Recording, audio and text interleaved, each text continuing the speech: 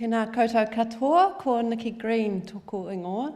I'm a Principal Advisor at Bay of Plenty Regional Council, and thank you for having me here. This is going to be a really quick run through. There's quite a lot we could have covered, but I'll touch base on quite a few items, and Nessa and Paul will answer all the questions. No, I'll help too, if there are some. I think we have a few Regional Council staff here actually, so feel free to ask any of them questions at the end. I just thought I'd touch on today Regional Council focus in this space, because I think the key message here is that Regional Councils have quite a part to play in supporting water sensitive design as we go forward. A little bit about our urban context here and a few points to highlight about that, because our urban areas across our region and across lots of regions are really different. We will spend some time, or Paul will, on some of our data, our science and information about the state of the environment, and a little more at the end about some upcoming opportunity for change through our regional policy statement and regional plan. So, Regional Council focus. I am going to do the old world thing of turning over real pages. In our long-term plan, we have 4 key outcomes, and freshwater for life is one on its own, even though we have, as a Regional Council, functions across land, water, air, coastal marine area, some biodiversity and the like. But freshwater is right up there now and has been for several years, and also in the national space. Under the RMA, we have quite a key part to play for water and integrated management of land and water, both between regional and district plans through our regional policy statement, between urban and rural spaces, and between land, freshwater, coastal and biodiversity. We have functions to maintain and enhance water quality and ecosystem health in freshwater bodies, and to do that we have functions in control of the use of land, discharges to water, takes from water, use of water, activities in the beds of water bodies, so any structures, obstacles to fish passage, lining, rechanneling water. These lie at the heart of Regional Council functions. So when we think about water sensitive design, there's a key part here for Regional Councils to play. I think just in noting that, we're looking at the effects, and in urban water space, effects of contaminant generated from impervious areas and then lost via discharges to water, often through stormwater systems, hydrological changes from imperviousness, and channelizing, directing water. We've heard a little bit so far already about those changes. They have quite a dramatic impact on ecosystem health. And the structural modifications we see in so many streams, and you've seen some of those international photos of really concreted, channelized streams that were, I hope, the old way of doing things. So when we think about what function, hold on a moment while we make it work. Where is our focus? And I guess Regional Council in this region has invested quite a lot of effort in non-regulatory work in the rural space in particular. And I could talk on about that, but I won't. What we'll focus on today is a bit more about our science and monitoring, because I think going forward that's a key area we do a lot in and will continue to do more and better in, is making information and data available about environmental effects and the state of our freshwater bodies and our receiving environments. And in this region we are blessed with some beautiful lakes, Rotorua lakes, beautiful harbours, Tauranga harbour and other estuaries, and all of those are sensitive and feeling the impacts of different land uses in their catchments differently. We have that key role with our regional plan and our regional policy statement and policy setting and getting those right, and regulation. And then also, no rules or regulations are useful if they're not complied with. So you've probably seen or experienced that our council's been playing a more and more proactive role in ensuring compliance, particularly in that water space. So a little bit about urban context, and then I'll hand over to Paul. Because I think this is really important. I'll just go back, sorry. When you're thinking about water-sensitive design, there's got to be an element of horses for courses as to how we apply those principles. So this is our region, Bay of Plenty region, and you'll see that a large proportion of the region is native forest or plantation forestry, and it's a little bit hard to see, but those grey-brown areas are our urban areas. Our biggest one definitely is Tauranga City and growing quickly, but also Rotorua and Whakatane, and then we have some really smaller settlements, some of them growing quickly, some of them not. And they have some really different issues going forward. So, as I've said, Tauranga City, climbing up there towards half of our population, high growth in Tauranga and Western Bay of Plenty, so Te Puke, Katikati, Omokoroa, and medium growth Rotorua, and then low growth towns, perhaps like Whakatane, Kawara or Portiki, and little towns like Murupara, that historically some of those are actually declining, and their rating base is small, and that makes a real difference as to how they can address existing problems. So I guess the point I wanted to make with that was just that when we're thinking about change, we're thinking about managing for better outcomes and better future, but also we're thinking LGA and our councillors. I think a lot of us here are officers of council or consultants. It's our job to put evidence and information and community engagement outcomes before our councillors so they can make the good decisions about how to prioritise the money to do this work and to make this difference and deliver our outcomes that we're looking for under our RMA. So highly variable urban situations, some are growing, some are declining, some have a growing rating base, some of them don't. Socioeconomic status is very different, and we have existing issues to address with infrastructure, replacement and renewal, as well as, I guess, getting it right or more right going forward in our big growth areas. So I'll hand over now to Paul to do a quick whip through State of the Environment Snapshot. I'll come back to you about planning opportunities. Yeah, thanks, Nicki. So introduce, my name is Paul Scholes from the Scientists Regional Council, and I guess it's important to know where we're at the moment and where we're going to see how we're going to improve our environment. Probably something we're coming to grips more with in the urban environment, but we'll give you a bit of a regional snapshot so you get a bit of context of how that moves. So first up, one of those measures, and particularly in the freshwater environment, is our bugs. That is a holistic measure of how those environments are doing. Those macroinvertebrates encompass a lot of that water quality and habitat information. Diagram here shows what we call our BOP index for invertebrate health, developed by our ecologist, and split up into native vegetation in the black and moving to our urban environment.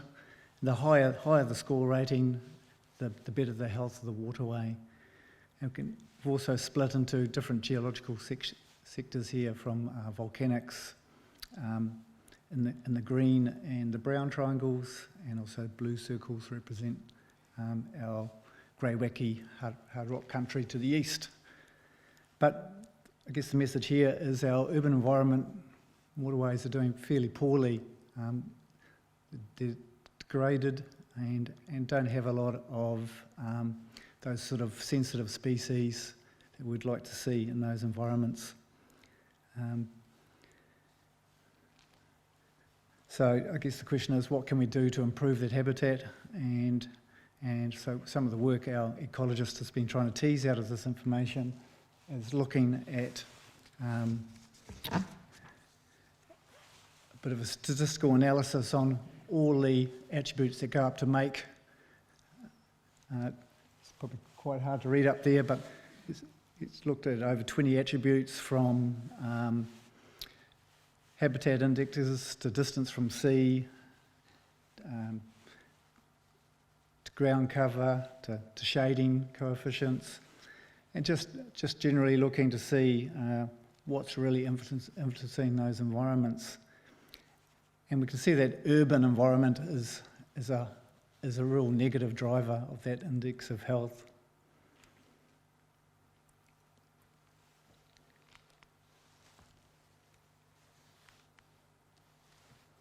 So, what else do we use to measure river health? We look at physical and chemical markers as well. These are just 4 of them that we use across the region. So, these are results from about the last 10 years across 55 rivers across the region. So we use these ammonical nitrogen, nitrate, temperature and dissolved oxygen. Ammonical nitrogen is that indicator of wastewater runoff or effluent as nitrogen's poured into the environment. Nitrate is quite a good pastoral indicator, so of our stock across the country. A lot of the nitrate from those systems pours through the soil environment and straight into our waterways, so it's a very good rural marker rather than an urban one. And temperature is a key marker as well. And obviously in urban environments we're missing a lot of the shaded environment. We've seen quite a channelized, modified environment, so that temperature is a key indicator in that environment, as is dissolved oxygen. And those two we do see quite a high percentage across our streams of a higher temperature and lower dissolved oxygen concentrations, and that's particularly in the urban environments.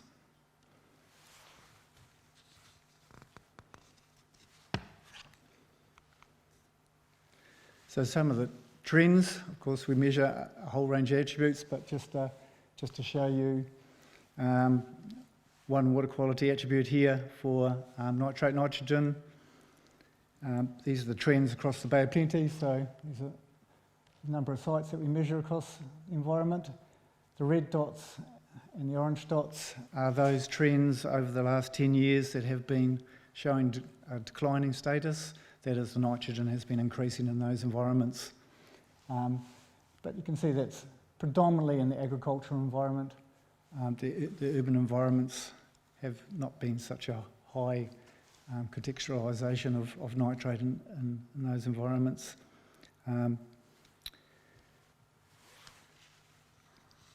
Where the problems, as we just saw, are more temperature and dissolved oxygen related. But also, the next component is sediment. So that's probably the major issue in our urban environments, particularly here in Tauranga. We've been doing a bit of a case study on the Kaupirurua for the last couple of years. We've been doing continuous monitoring of turbidity and coupling that with sediment concentration loads, and NIWA have sort of helped us do a bit of analysis on these. This is just a bit of an example of that, where we're seeing our average sediment load here since 1998, and we've seen a few increases here in some wetter years around 2012, but in the last couple of years we've seen a real increase in that sediment loading to the river system. But we have to put that in the context, and mentioned in the last talks, that climate change, that we've seen some really intensive events that are really moving that soil into those systems quite significantly.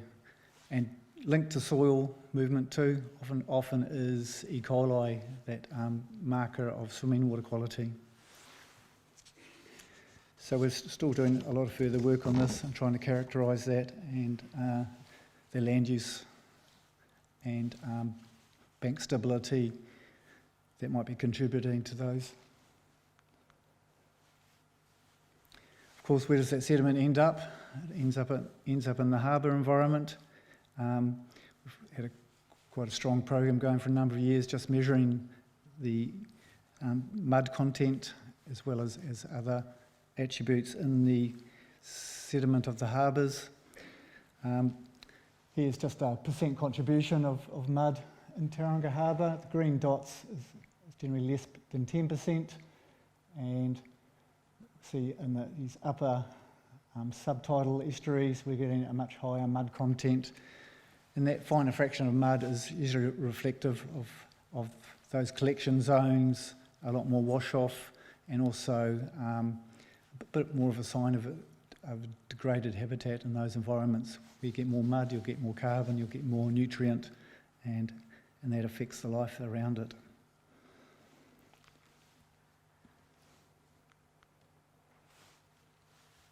Of course, after our 29-degree day on Sunday, we all like to jump into the water and cool down. So we do measure Ecoline, enterococci as indicators of fecal contamination around the environment as well. And you can see these, based on these three different environments, coastal, estuarine, lake and river, we have what we call a suitability for recreation grade. And we just see the number of sites that we're getting in the swimmability zones for each of those areas. You can see coastal waters on the whole are very good in the Bay of Plenty, but we've got a lot of work to do on our riverine environment, and it's particularly in the urban areas as well.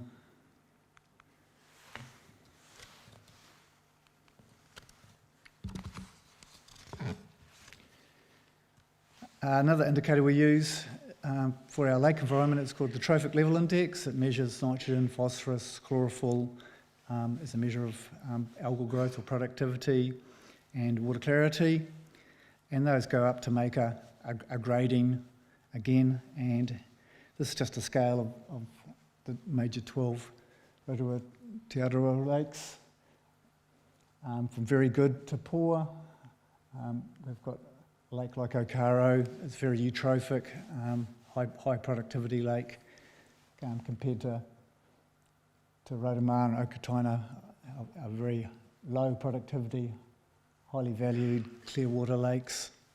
But we saw from Troy some examples of what's been happening in the Rotorua environment with the wastewater stream being improved, and there's a strong history of improvement around the Lake Rotorua, and we've never seen the water clearer since the early 70s in that environment. So, we are having a big win in terms of restoration. So there's a lot of lessons to learn in terms of how we can improve our water systems, and it's not just around waste reticulation. And one of the big wins in that Rotorua system has been alum dosing, but that's an in-lake type of treatment. So we really need to be concentrating on our focus of how we stop the contamination actually ending up in those environments.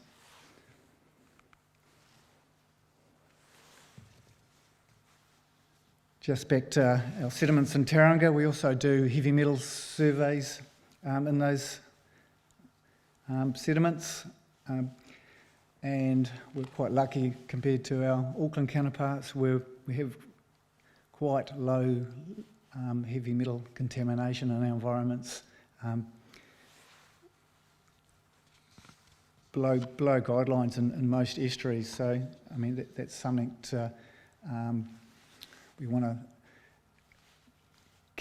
keep seeing. And likewise in shellfish, our metal content is also reasonably low as well. We do see some elevated numbers in around the port area, but again, they're not at levels deemed unsafe for consumption. And even after we had those couple of major oil spills, things recovered very quickly. So I'll hand back to Nicki.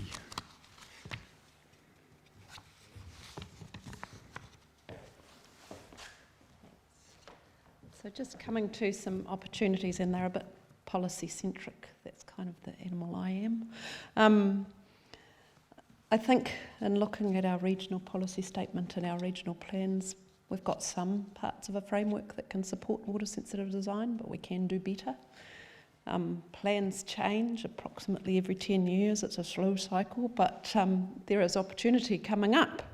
So I think with the regional policy statement, we have a relatively recent RPS, but some changes afoot to implement all of these national policy statements we're seeing coming through from central government, and some change relating to urban limits and to implement in response to Hei Taonga Tuku Iho, which is the Kaituna River document. So there's potential opportunity there to look at what we could do in relation to water-sensitive design. And with the Regional Natural Resources Plan, it's 10 years old. The whole plan is to be reviewed, and we need to do work to implement the new national planning standards, and in particular the National Policy Statement for freshwater. At the moment, we're on a rolling cycle of phase of staged changes, but depending on where central government goes with their timelines, which are quite tight in their proposed freshwater package, if that were to go ahead with the sort of timeframes they're talking about, we may have to do the whole lot in one change, which would be quite demanding, but also quite an opportunity to do it all at once. So at present, we have two plan changes at Environment Court stage. One is Plan Change 10 for Lake Rotorua and one for water quantity. And then we are looking, particularly at the moment, in Kaituna, Pongakawa, Waitahanui and Rangitaiki water management areas, for them to be the next plan change to implement the NPS for freshwater. And after that, hot on its tail will be Tauranga Harbour catchment and Rotorua Lakes to implement that freshwater policy statement. So a lot of planning work to come in the next few years, and that offers opportunity to look at the planning framework we have now. So what sort of thing could we be exploring? And we don't have proposed plan changes to tell you exactly what is in them, but the sorts of things I foresee is that we could have stronger policy encouraging fresh water-sensitive design during land use and development, so stronger integrated management policy, a stronger policy to minimise the loss of rivers and wetlands. That's definitely on the cards from central government as well, and to manage effects on those more strongly. You will definitely over time have more measurable water quality objectives for water management areas at the freshwater management unit scale. And while we have a region-wide water quantity plan change, we would be coming through the region doing more specific limits for water quantity as well. So improving our data and accounting for contaminant losses and for water quantity, that's happening now for water quantity definitely. Probably you could also expect over time to see data more available. I know the science team has been looking at how to get their data into the public arena and on the net in different forms and more quickly.